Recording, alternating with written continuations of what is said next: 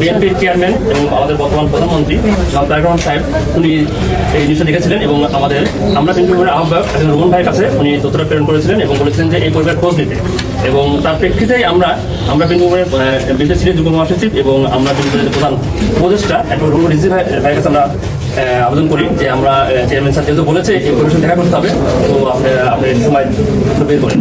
তার প্রেক্ষিতে আমরা আজকে এসেছি। মূলত শহীদ ইউসুফ ও ক্লাস 8-এর ছাত্র ছিল।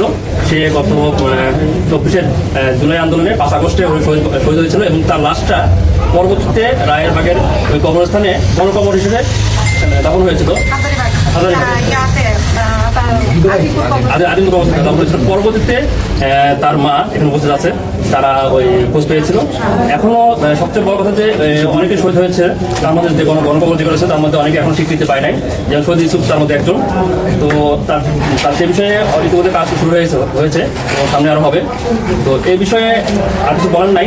আমরা শুধুমাত্র এই আমরা বিএনপি সংগঠনটি যার প্রধান পৃষ্ঠপোষক আমাদের বর্তমান প্রধানমন্ত্রী তারেক রহমান, আর এখানে উপস্থিত আছে আমরা বিএনপি পরিবারের অন্যতম উপদেষ্টা আবুল কাশেম ভাই, এছাড়া অন্যান্য মেম্বারগুলো উপস্থিত আছে। আর উপস্থিত আছে আমাদের রংপুর বিভাগের সহসাধারণ সম্পাদক আমিনুল ভাই সহ অন্যান্য নেতৃবৃন্দ।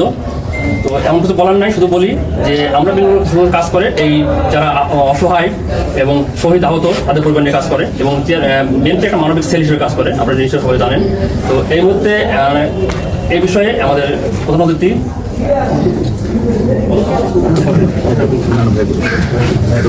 তো এই মুহূর্তে সামান্য আমরা যেখানে দেখতে আসছি যে পরিবারে শহীদ ইউসুফের পরিবারে, সেই ইউসুফের মা সাথী ইসলাম কিছু বলবেন। 5 আগস্টে জুলাই আন্দোলন শুরু থেকেই চলেছিল। যেমন হচ্ছে সেদিন আবু সাইদের গুলি লাগে, সেদিনও ঢাকা বিশ্ববিদ্যালয়ের ওখান থেকে ওরে আমি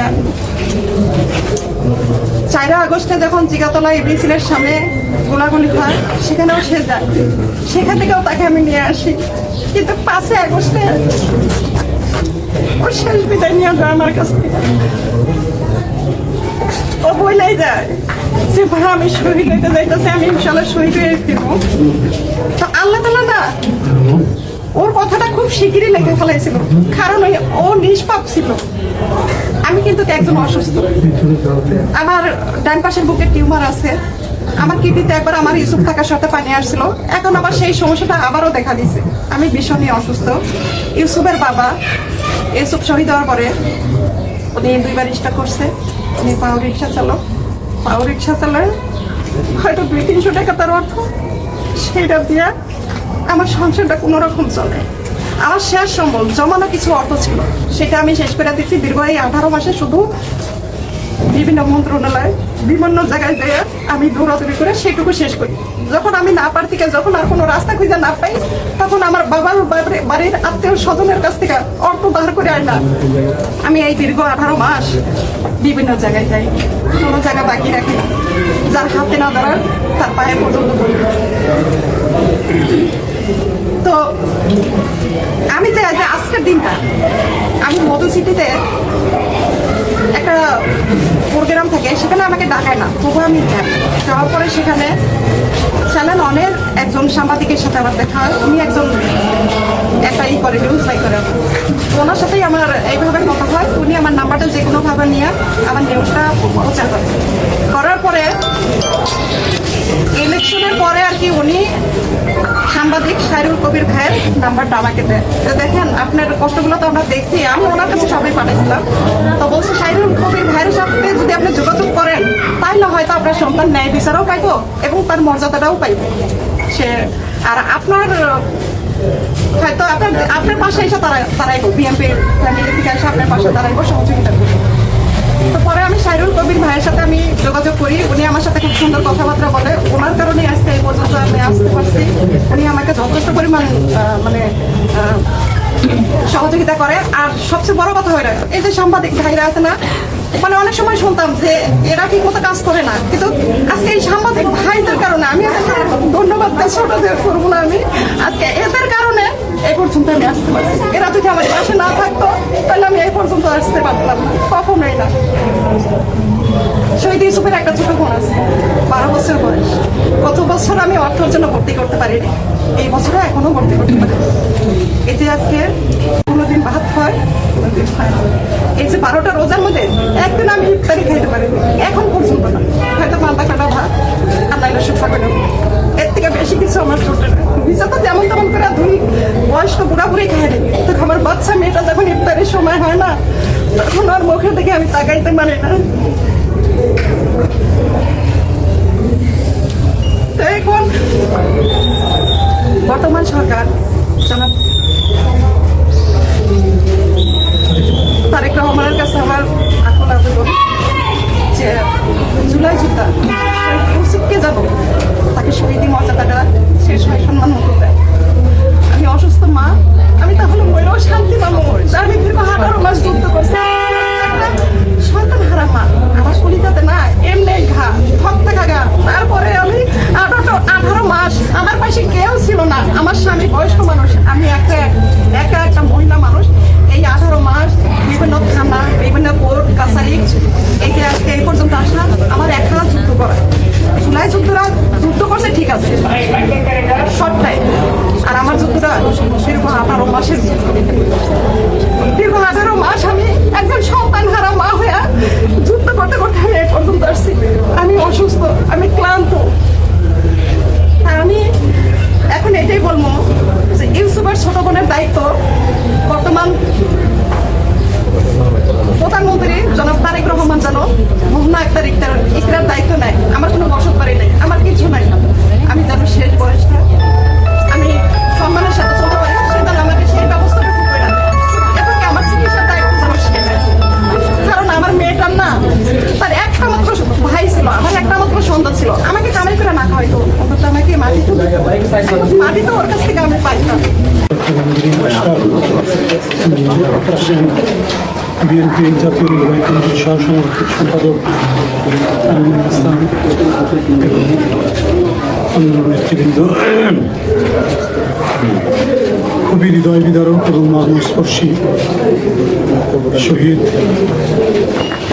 ইউসুফের মায়ের আমরা বক্তব্য এখানে শুনলাম। আল্লাহ তাকে বেহেশত নসিব করুক।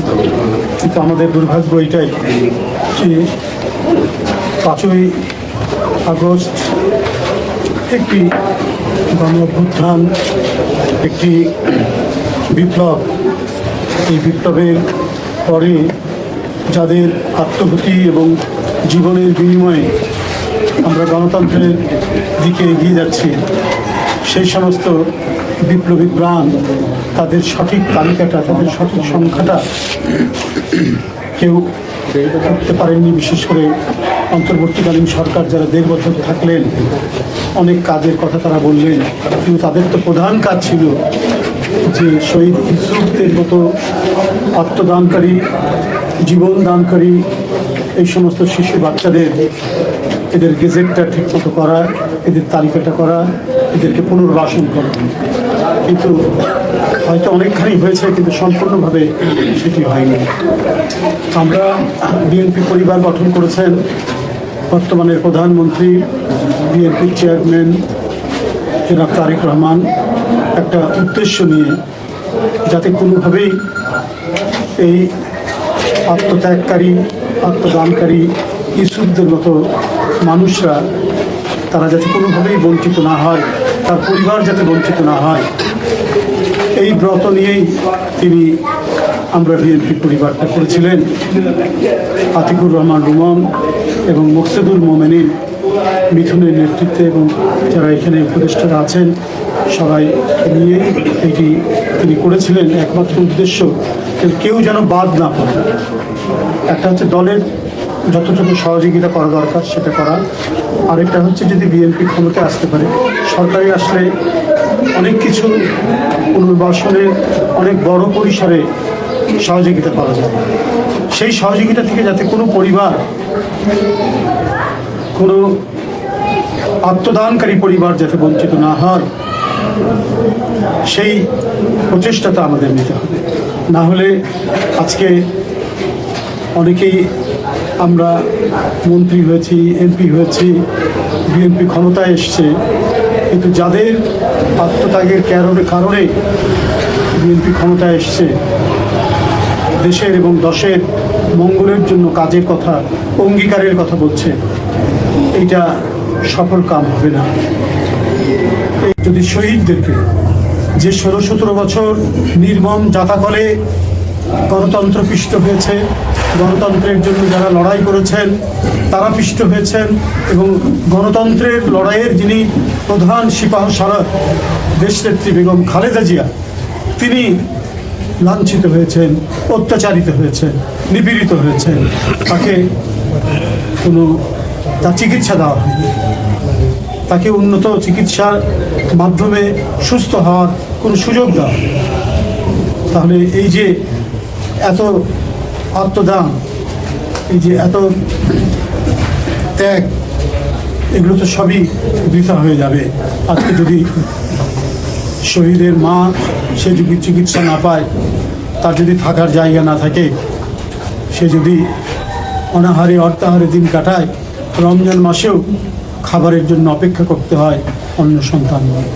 এ বড় বেদনার, এ বড় দুঃখের, এ বড় করুণ কাহিনী আমি আজকে যে এখানে শুনলাম। আমি এই ঘটনা আমাদের প্রধানমন্ত্রী শুনেছেন এবং তড়িৎ গতিতে ব্যবস্থা নেওয়ার জন্য এবং পরিবারের সাথে দেখা করানোর জন্য আমরা বিএনপি পরিবারকে পাঠিয়েছেন। নতুন আমাদের সবাইকে খবর দিয়েছে, আমরা এখানে এসে উপস্থিত হয়েছি। ইনশাল্লাহ আমরা এই পরিবার যাতে সামগ্রিকভাবে পুনর্বাসন যাতে হতে পারে,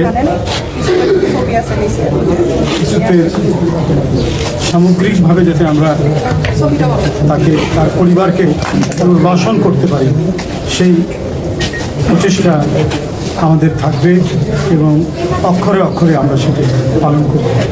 আমি নিজেও অসুস্থ, ওই জন্য বেশি কথা বলতে পারছি না।